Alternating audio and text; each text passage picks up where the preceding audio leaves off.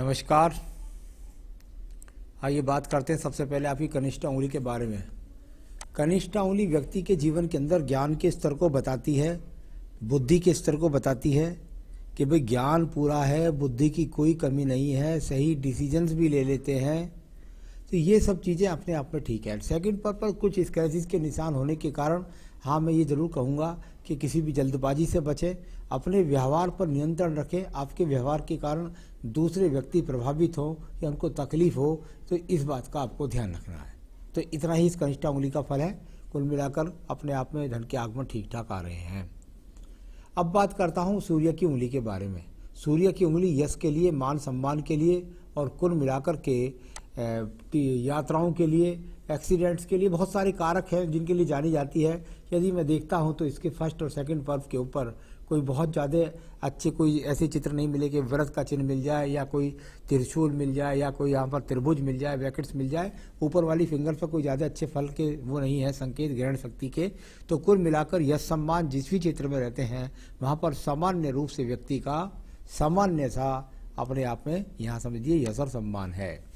अब बात करता हूँ मैं सीधा यहाँ पर माता पिता की सवाल। तो अपने माता पिता से व्यक्ति के संबंध भी अब ज़्यादा अच्छे रहते हैं, ना ज़्यादा खराब रहते हैं। यहाँ पर शनि की उंगली की बात करता हूँ। ये शनि की उंगली के अंदर जब थोड़ा सा कट ऊपर जाकर के चल जाता है तो ये वो होता है जो आपके जीवन के अंतर्गत बहुत आपके जीवन में ऐसी एक तरह से कह दीजिए कि भाई जो धन है उस पर कहीं ना कहीं जाने का रास्ता, यानी एक तरह से चार जोड़ हो गए ये उंगलियों के।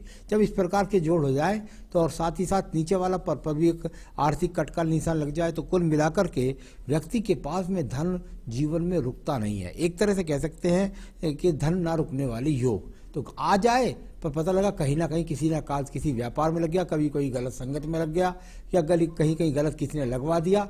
इस तरह की स्थितियां व्यक्ति के पास लगी रहती हैं जिसकी वजह से व्यक्ति को अपना आर्थिक स्थिति कभी मजबूत समझ में ही नहीं आती।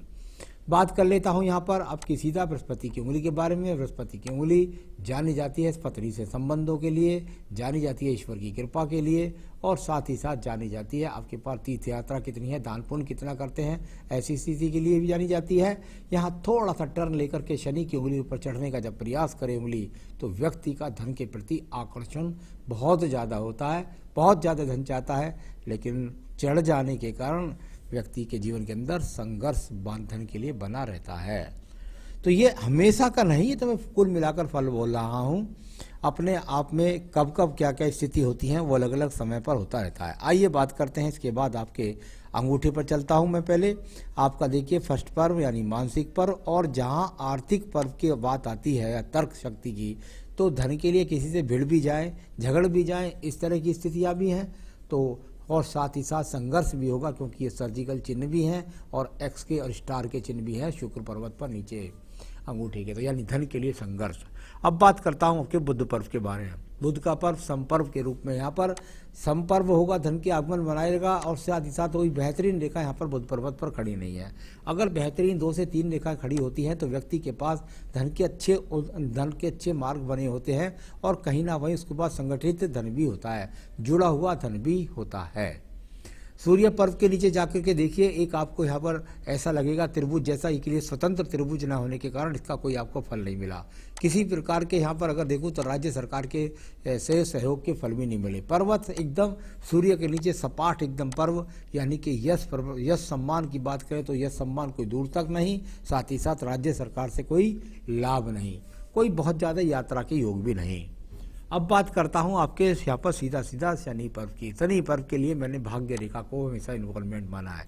कर्म रूप से रेखा चलने वाली ये भाग्य रेखा है, यानी कि इस तरीके की रेखा कर्म रूप से भाग्य रेखा, यानी कि अगर आप कर्म करोगे तभी आपका भाग्य बनेगा, यानी कर्म करोगे तभी आपको धन मिलेगा। ये वो रेखा है, ये वो भाग्य रेखा नहीं है जो व्यक्ति को बैठे बैठे घर में धन खिलाती है। तो कुल मिलाकर पर्वत थोड़ा दबा हुआ है, आ भी गया धन तो गया, तुरंत रुक ही नहीं पाता व्यक्ति के पास में। तो ऐसे हाथ के अंदर यहाँ पर भी संकेत दिखाई दिया।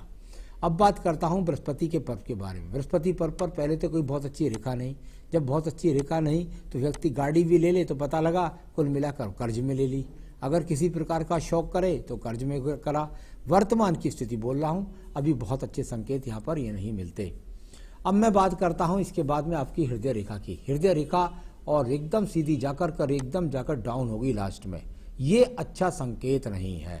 ये संकेत अच्छा इसलिए नहीं है कि व्यक्ति ऐसा अपने मन से ही ऐसा होता है, अपने हृदय से ही ऐसा होता है कि वो पत्नी से कभी संतुष्ट ही नहीं हो पाता, कभी रंग रूप से संतुष्ट नहीं हो पाता, कभी कभी देखने में आता उसकी शिक्षा से नहीं हो पाता, किसी न किसी बात पर पे पत्नी के साथ में वैचारिक मतभेद भी चलते रहते हैं।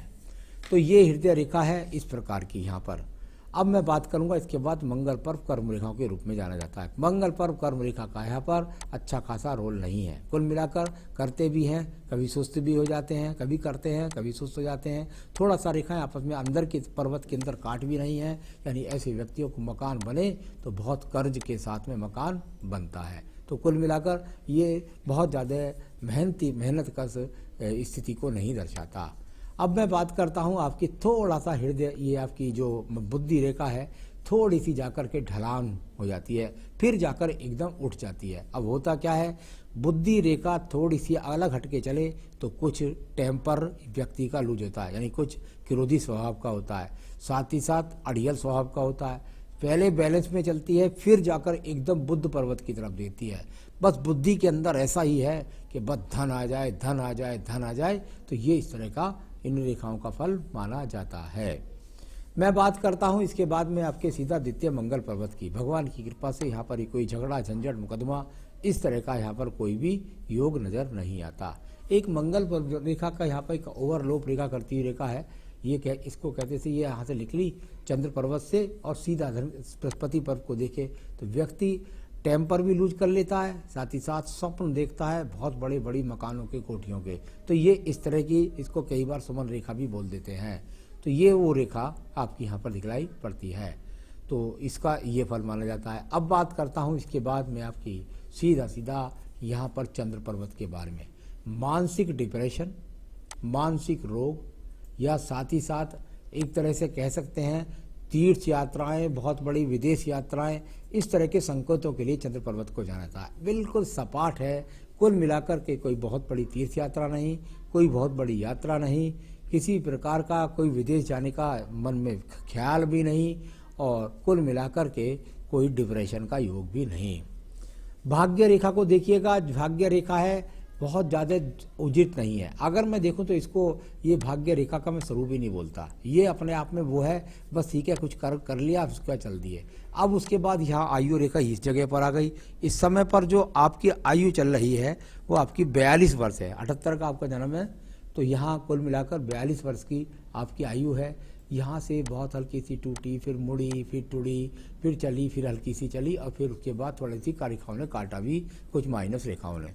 यहाँ पर इस एज में वर्तमान में क्या स्थिति चल रही है, इसके लिए मैं अभी आपको बोलने वाला हूँ।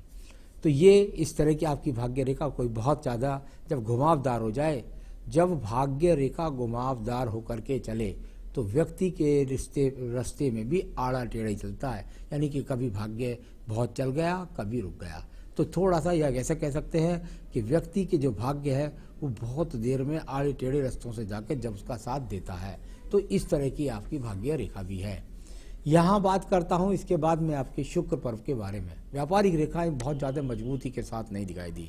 पर्वत जरूर सम था लेकिन कोई बहुत मजबूती के साथ नहीं दिखाई दिया, तो व्यापारिक मजबूती यहाँ मुझे ज़्यादा दिखाई नहीं पड़ी। शुक्र पर्वत को देखिएगा, संसाधनों के लिए खराब शुक्र पर्व आपका, यानी कि संघर्ष करना पड़ेगा। और मैं पहले भी कई बार कई जगह से फल बोल चुका हूँ, संघर्ष करना पड़ेगा तब जाकर के आपका धन के, यानी कर्ज से ही व्यक्ति को बहुत सारे संसाधनों का साधन मिलते हैं। एक बात। दूसरी बात, मंगल रेखा को देखिए, सपोर्टिंग रेखा है। ये आपके पास एक अच्छी रेखा है जो कैसी भी स्थिति है फिर भी आपके लिए कोई ना कोई भगवान बन के खड़ा हो जाता है। तो ये मंगल रेखा इस तरीके का काम करती है। आयु रेखा को देखिएगा, आयु रेखा वर्तमान की स्थिति में यदि देखूं तो यहाँ पर नीचे यहाँ खत्म होती है तो वहाँ 2 खड़ी रेखाएं भी होती है, यानी कुल मिलाकर 77 से 78 वर्ष की आयु रेखा भी है। तो ये आयु रेखा का स्वरूप है। मणिबंध रेखाएं भी अपने आप में 3 से 4 नीचे हैं, 3 पूरी नहीं है, टूट कर चलती हैं।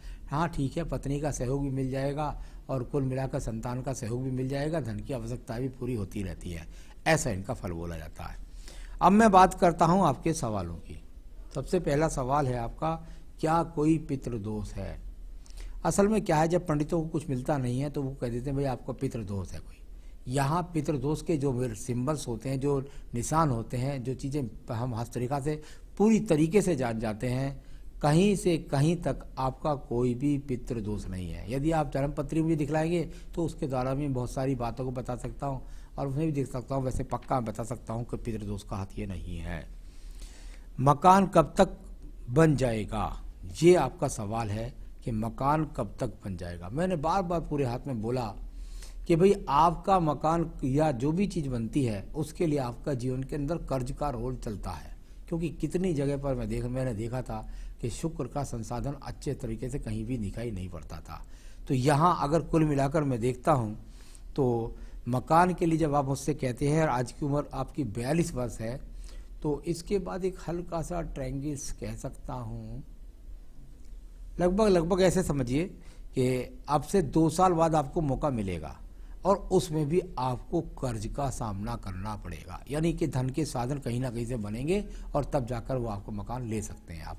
तो 2022 में 23 में बहुत ज़्यादा संभावनाएं हैं। ससुराल पक्ष से क्या धन मिलेगा, आपने पूछा ससुराल पक्ष से क्या धन मिलेगा, तो चलिए मैं देख लेता हूँ यहाँ शुक्र पर्व का इन्वॉल्वमेंट किस प्रकार का है। उसको देखता हूँ तो नहीं दिखाई देता, कहीं हल्का सा ये रेखा यहाँ दिखाई दी और शुक्र पर्व का इन्वॉल्वमेंट दिखलाई देने के लिए इधर से कोई रेखा नहीं निकल रही।